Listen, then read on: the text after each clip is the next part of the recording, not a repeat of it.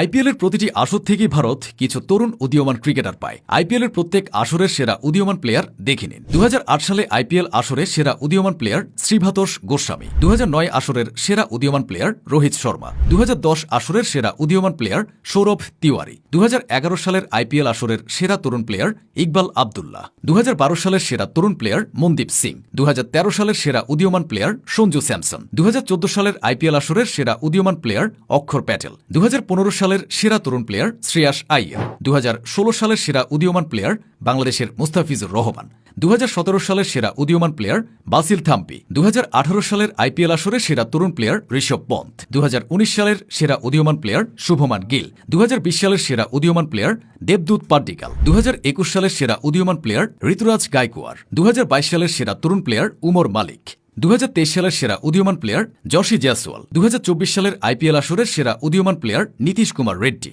আর 2025 সালের সেরা তরুণ দিগেশ রথ।